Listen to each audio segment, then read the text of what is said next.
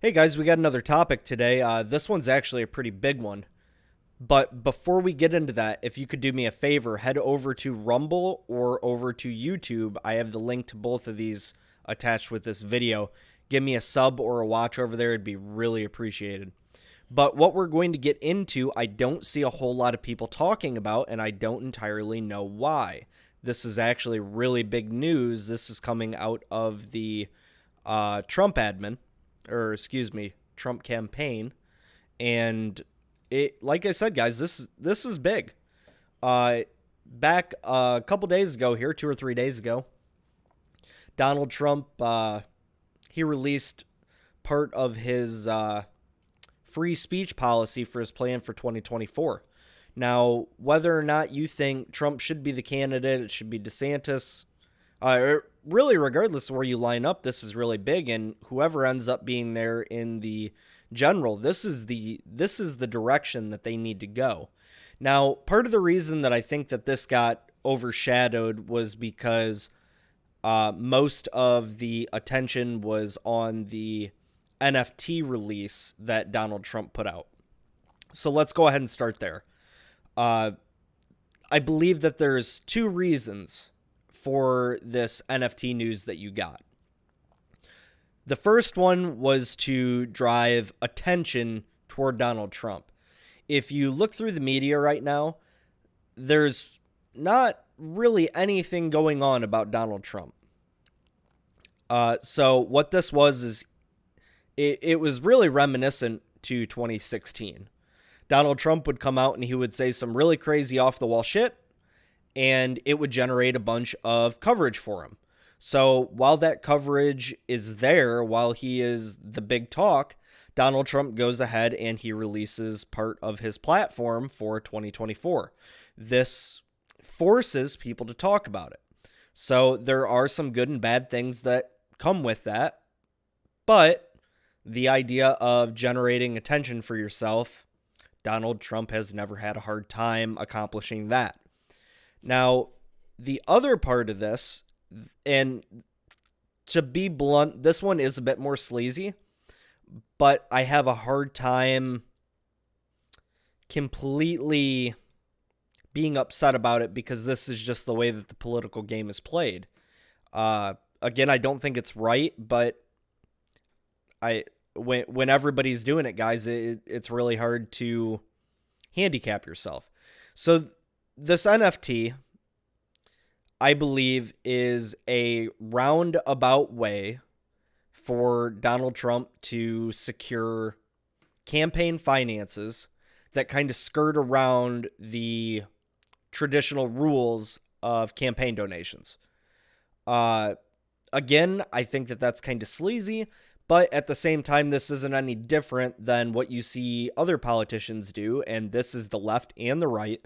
And this is also part of the way that you see these politicians making $200,000 a year suddenly worth millions upon millions of dollars. Nancy Pelosi, for example, who's been in the public sector for decades upon decades, is somehow worth $130 million. This is one way that she's done it anyway. Insider trading is the other one, in my opinion. Again, that is my opinion. What you'll see is these politicians that come out with a book deal and someone buys 10, 20, 30,000 copies of it, and suddenly they just made themselves $2 million off of a book. But anyway, going to the actual ideas of the platform, I'm going to read you a couple of these and go down this. Now, some of these are not as cut and dry as they seem here. Keep in mind that this is just a basic outline. Some of these would have to go through the courts. Some of these would be able to happen on day one through executive order. Others with the way that the current political situation is, you're going to see some Democrats even get on board with this because honestly, I believe they're not going to really have a choice but to. But this is Donald Trump's restoring free speech policy for 2024. This is the overview. So let's go ahead and go through these points. Ban federal agencies from colluding to censor American citizens. ban taxpayer dollars from being used to label speech as mis or disinformation. Fire every federal bureaucrat who has engaged in domestic censorship. Immediately send preservation letters to Biden administration and big tech giants. Order the DOJ to investigate all parties involved in online censorship regime and prosecute any and all crimes identified. Now, this one right here is an absolutely huge one, and I don't think people understand the gravity of this, especially the older crowd. So, you older crowd watching this video, pay attention. Revise Section 230 to drastically curtail big platforms' power to restrict lawful speech. We'll get back into that later, but again, pay attention there. Stop federal funding for all nonprofits and academic programs engaged in censorship. Suspend federal dollars to any university that is engaged in censorship support activities. Enact criminal penalties for federal bureaucrats who partner with private entities to violate your constitutional rights. Impose a 7-year cooling off period before former Intel and national security officials can work at big tech platforms. Pass a digital bill of rights. Now, there's some really big things in here, guys. We're not going to go ahead and we're not gonna break each one of these down individually, but a couple that really stand out to me here. Now, the federal taxpayer dollars from labeling speech as misinformation or disinformation. Now, that is an absolute huge one. If you've been paying attention with these Twitter files that have been released, it really puts all of this into perspective. What you essentially had is the federal government working hand in hand with agencies like Twitter. Now, Twitter is not the only one that they participate in this kind of activity with, but that is what's coming to light right now. What you need to understand is the federal government is using your tax dollars. They're then going to these tech agencies and they're saying, hey, I don't like this. I would like you to do something about it. And because of the money that these tech agencies are getting from the federal government, and it's not just the money aspect, it's because of where a lot of these employees or even some of the owners, where the political interests align, they're going through and they're doing this. I mean, you can stretch some of this as far as saying that these big tech agencies are becoming arms of the government, which, I mean, when you break it down literally, that is fascism. So this is a bigger deal than some people are trying to make it out to be. This is not a situation, and I see a lot of libertarians and people on the left, because especially the people on the left right now, this is politically disadvantageous to them at the moment, trying to say, oh, well, they're a freak, or they're a private company, they can do what they want to. Well, there's a lot going on here that really contradicts that, and this point needs pressed, and we need to continue pressing this, because this really is a big deal. But your tax dollars are being used to silence your own speech. Now, the other really big one here, or another really big one here, is the revised Section 230. 230 is what is giving them the capability of silencing you on these platforms right now. What you need to understand is, yes, these companies do have the ability to set their own terms of services. The problem is that we're seeing people being removed from these platforms when the terms of service policies are not being violated. They're just deciding one day, oh, well, we don't like what's happening here, we don't like what's happening there, so we're just going to go ahead and remove these people off the platform. Again, when we look at these Twitter files, they were actually searching for a reason to get Trump off the platform, even though nothing he had done had actually gone against the terms of service policy. Now, what I find very hard to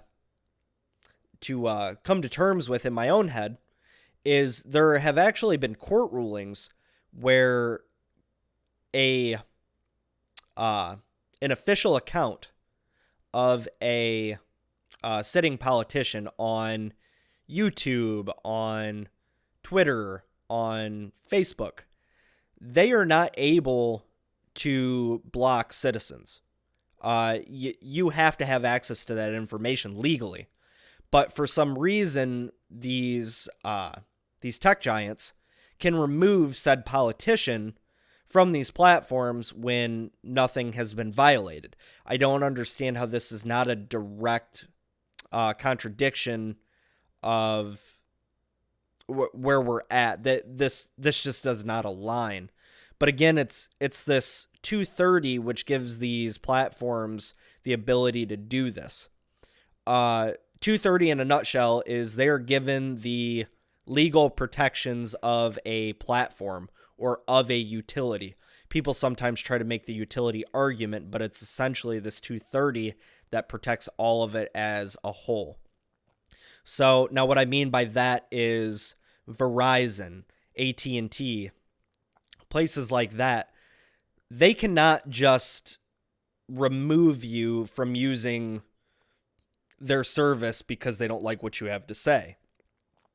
Now, that is a legal framework that they are not able to do that. They are not a editor. They are a platform. They are a utility. They cannot remove you from using their service. The same 230 is protecting these social media giants. They are being treated as a platform and then going and acting as publishers. A lot of people want to try to argue this, but as you go through this, it just does not make sense. They cannot keep this story straight. There's too much contradiction.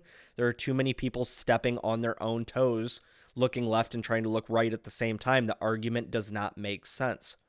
So the other one that I really want to point to here is suspend federal dollars to any university that has engaged in censorship support activities.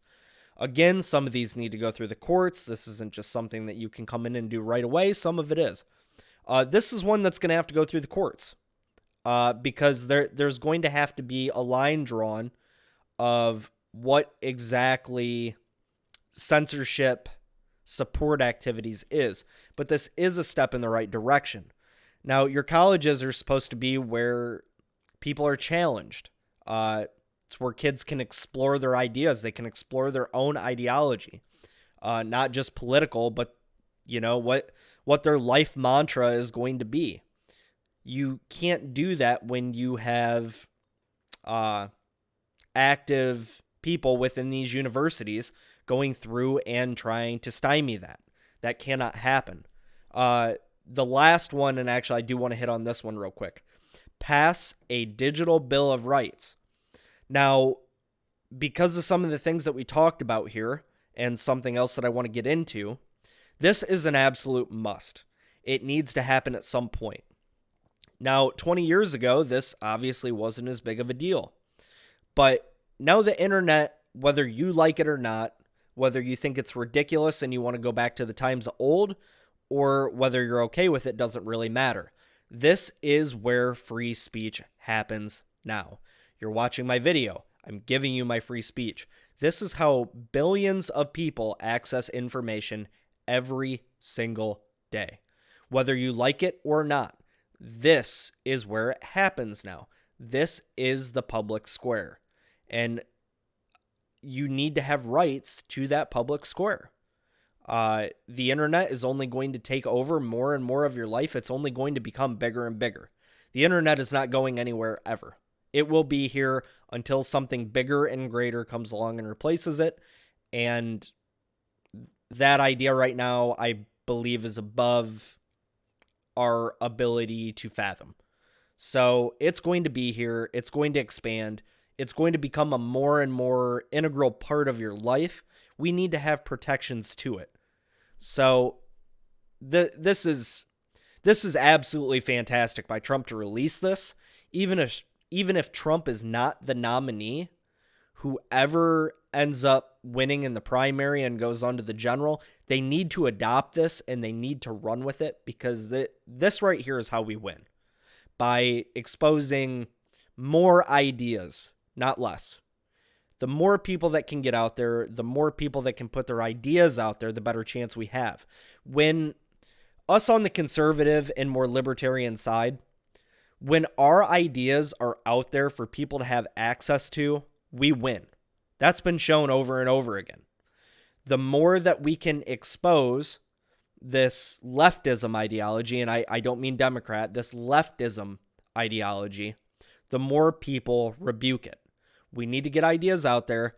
We need to push hard for, once again, whoever the candidate is to run on a policy like this or very similar to it. This needs to be where the GOP doubles down and says, this is what we want moving forward. Like I said, guys, we need to take this and run with it. Thanks.